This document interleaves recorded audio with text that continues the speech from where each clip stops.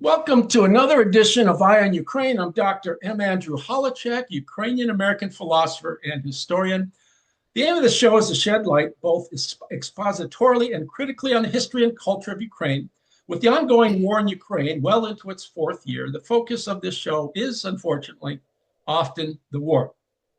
I'm privileged today to have with me Dr. Jason J. Smart, an American political consultant and doctor of political science from State University of Moldova, with an MA in political science from Virginia Polytech University and BAs in government and international politics and Russian studies from George Mason University. Dr. Smart served on the US presidential campaigns of Senator John McCain. I was a big McCain fan, and of Senator Ted Cruz. He is also a noted expert in post-Soviet politics.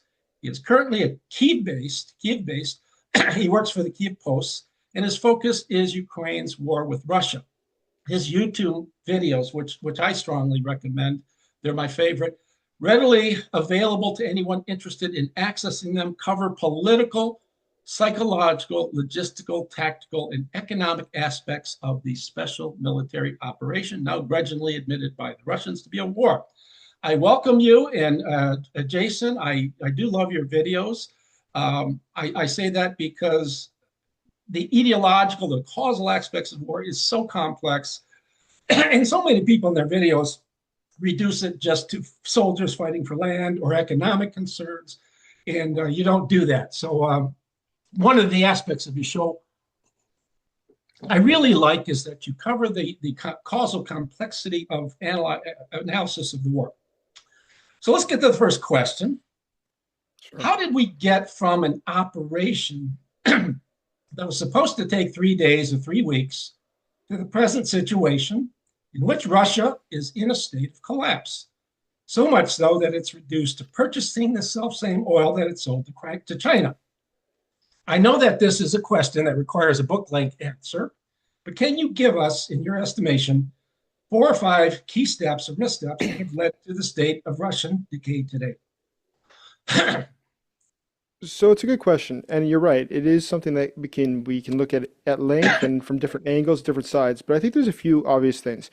One is that the Kremlin miscalculated. I don't think anyone would argue about that. Very clearly, they did not anticipate a lot of different things. One is obviously the resolve of the Ukrainians and the fact that Ukrainians would receive such widespread Western support, and that the West would also clamp down on Russia. Keep in mind, by the time that the US and European allies finally put the sanctions on Russia, it had a significant impact. In fact, by 2023, I want to say it was about 60% of high-tech imports and refinery equipment were essentially lost. They couldn't get them anymore.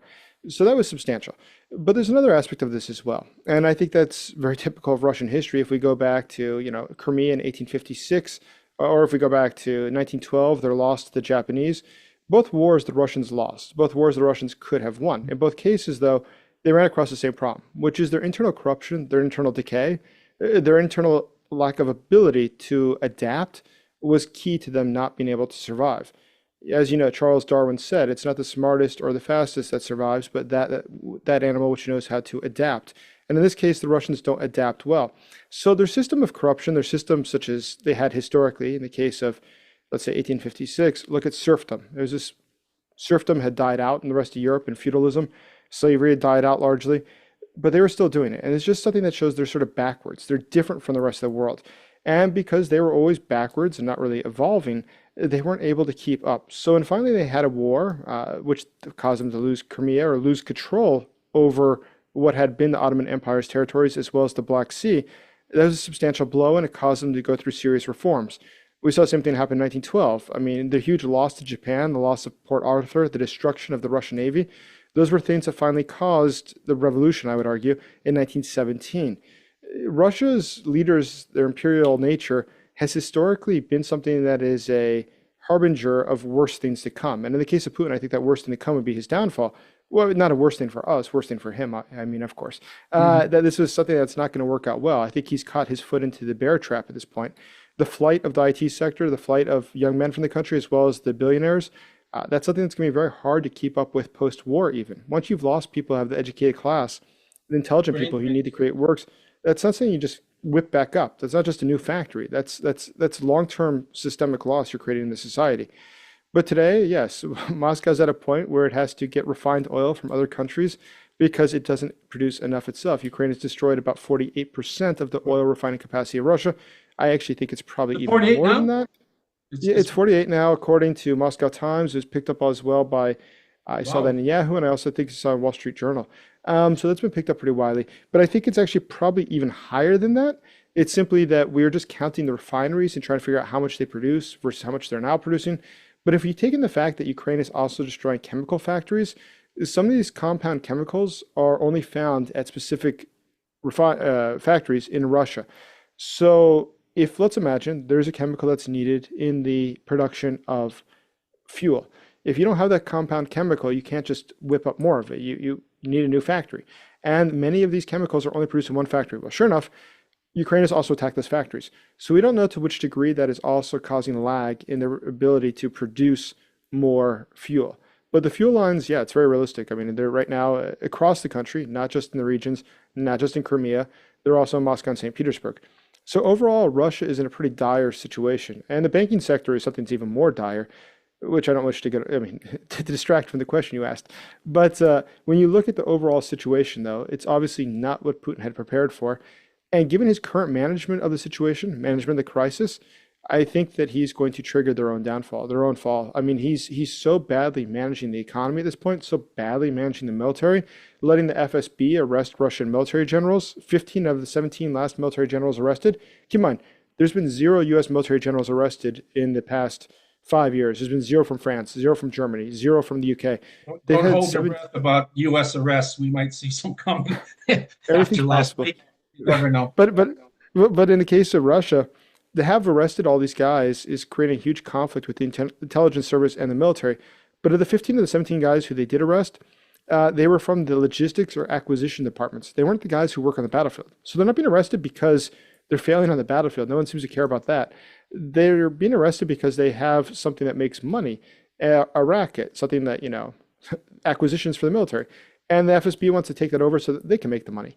And it really just boils down to that. It's the internal corruption. And I don't think I'm sure Russia's not going to be able to, shake And that that's off in been the near part of term. Russia for centuries. I mean, that's been part of the Russian bloodline for centuries. I just want to ask you a quick question on that. You talk about Russia's conservatism. It seems to me that that is in part at least a rationalization by Putin for, I mean, as I read him, I think early on in his presidency, he had some aspirations. He said that to David Frost of joining NATO, of being part of the West, of integrating to some extent in the democratic ideals, in spite of all the corruption going on in Russia. And yet the West really didn't want him because of problems with Chechnya and so forth. And so he took a look at the East, to China and other partners, and today India, BRICS. Um, is that a sort of rationalization on his part for not being accepted? Do you think this conservatism, this blaming the West for its licentiousness, its homosexuality, blah blah blah, and then we are the real preservers of Orthodox Christianity and so forth? I mean, I think Putin himself is indifferent to religion, but I think at the same time he understands that for the masses it is a good opiate. I mean, that's definitely the way he'd perceive it to be. Look at the head of the Russian Orthodox Church today. Like his predecessor, Alexei II, the current patriarch was someone who we know worked with the KGB for years and years. I don't see any signs that he was ever very sincere in, religious scholarly works or seeking to, really advance the church for the purpose of the church. I think it was much more tied to just doing his job for the intelligence service. And that's why I think that Putin sort of thinks of them as being, one more actor in the play. This is all for show. This is not something serious. This is not something that we're really here to, worry about the salvation of man. They're much more interested in using the church as a puppet for other things that they wish to do, whether that's, repressing groups in the population, or if that's trying to create a national unity, or if that's just simply as a pretext for anything else they will do.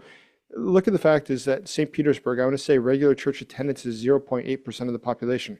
And I think that the Russians as a whole, if we went about religion, it's something I've contemplated a lot, is what their perception is of religion, speaking with them, asking them, what do they think? And typically it boils down to showing up at Christmas and Easter and lighting a candle, which more or less, as far as I could tell, is sort of like, the Greek pagan religion or Roman, where you'd show up and you throw your, what's this what's this, incense into the pyre or whatever it is before the statue of the god, and you just walk away. That was you did your you fulfilled your religious duty.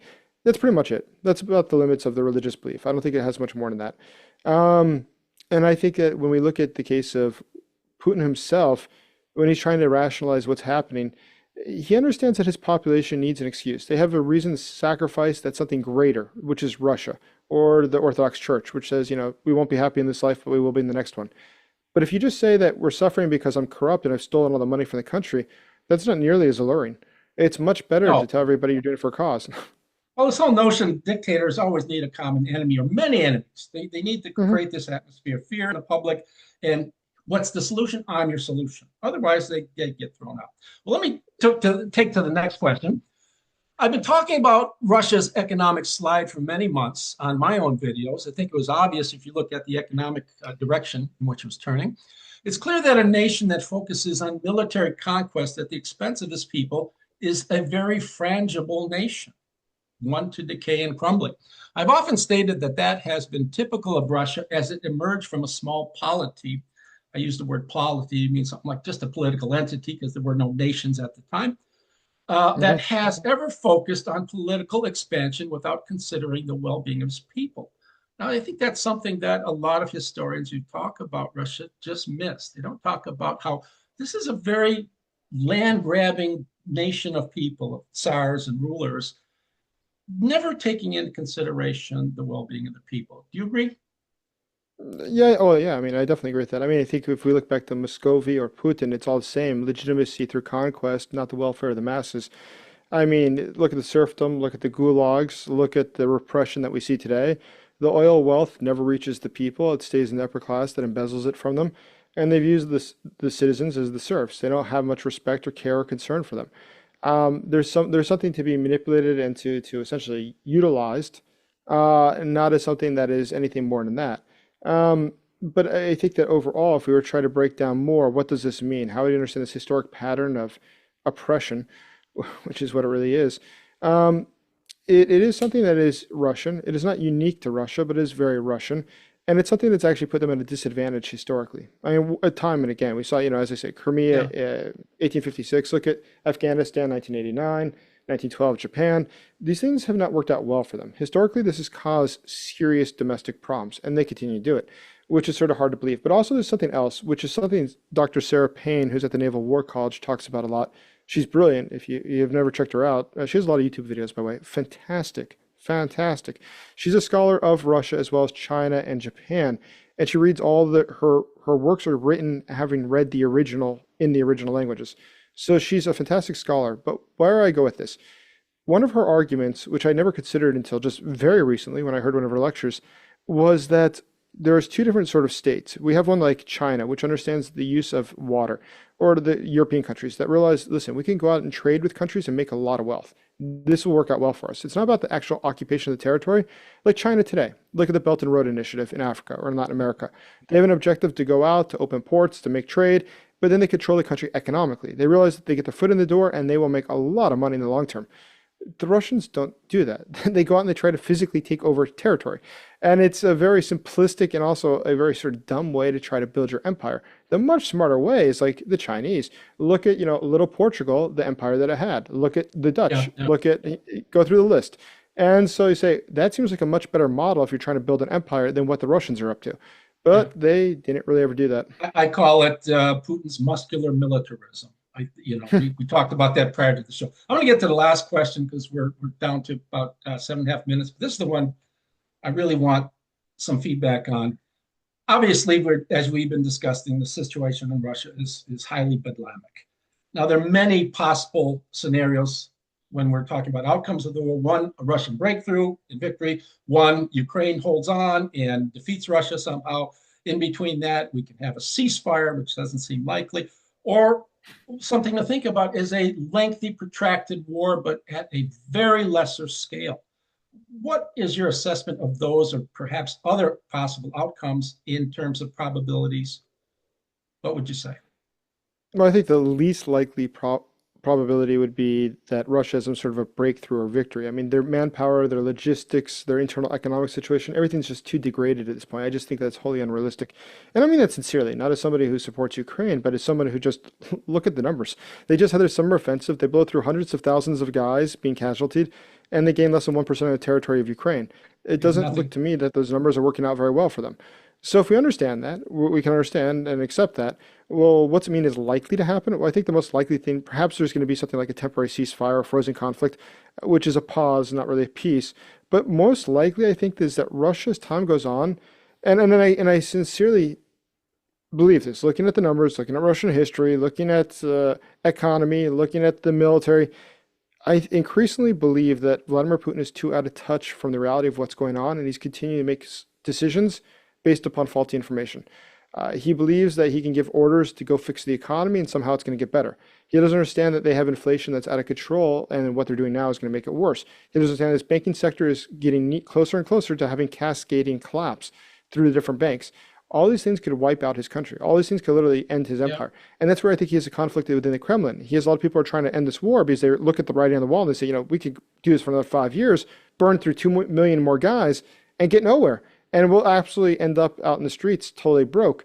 This isn't smart. We should end this. And he views it as being a challenge to his authority, but he's not being strategic. He doesn't realize that, in fact, if he continues like this, there is not going to be a breakthrough. Just look at the summer offensive as an example. Yeah, So if I you agree. understand that, what are you doing? It's you're digging a hole. Stop digging. Get out now. Well, he But he doesn't seem surrounds to get it. himself just like Stalin did. The purges Yes. surrounds himself with people that tell him what he wants to hear. And as I Which is a say, huge problem. yeah, Yeah. and I say it's just he's too far in. He's painted himself into a corner. Uh, and what else is he going to do? He has, as far as I can ascertain, he has to continue the war till he's gone or something happens. And I people I just I think so. I agree with you. I think that I don't see an outcome of this war.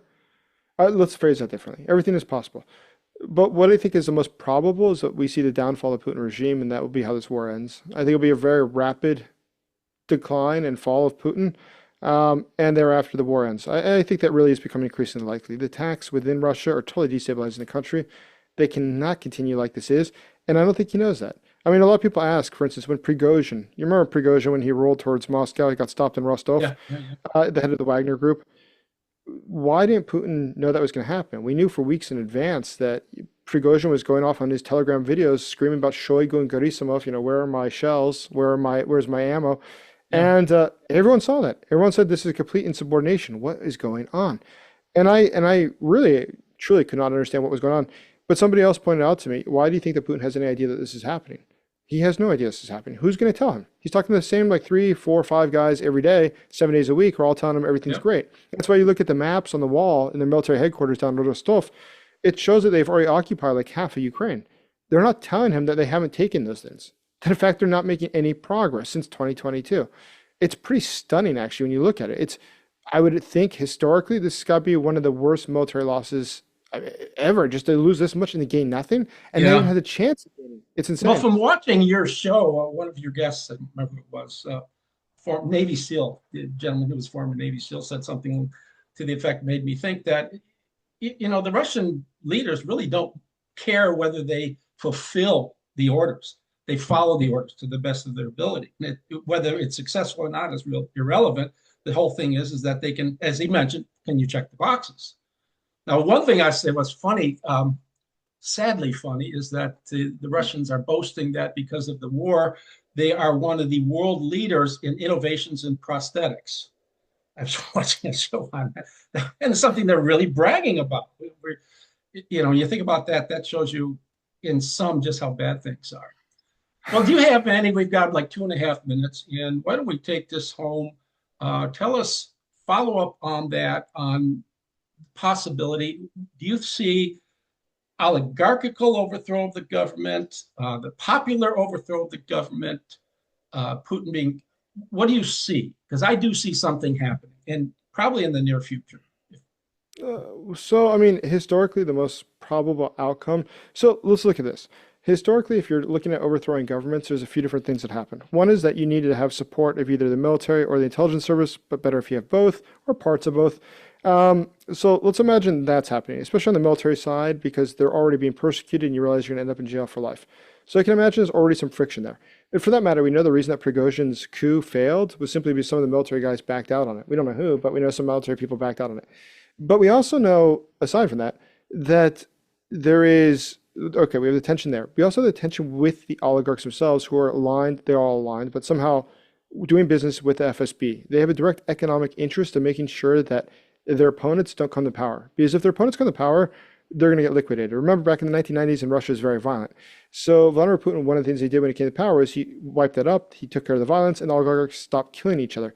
But now, if there's no more Putin, or you realize that somebody else could get rid of Putin because the situation should be stabilized, and that somebody else could come to power and get rid of you, the smartest thing you could do in game theory would be you act in your own interest first and foremost, and you get rid of those other people. Or you get rid of Putin to make sure that you're the one who drives the narrative of what happens tomorrow, and you don't leave it to fate. So I think that there's no scenario I see where Putin goes off for retirement. What do you think?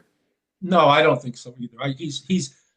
I think viscerally he knows he's done. But like I said, he's painted himself in the corner. He has no other options. I think he's sort of, I wonder to what extent that he really knows that things aren't going as well as planned. I don't No, know. I really don't Anyways, I think want to he's done. thank you. We're running out of time here, but I want to thank Oh, you for sure. a very fascinating, as always. I want to welcome, I want to advise viewers to watch his Dr. Smart's shows on YouTube. They're very, very informative, not just eye candy, but brain candy. Thank you for joining us, and let's do this again in the future. Thank you. Great talking with you.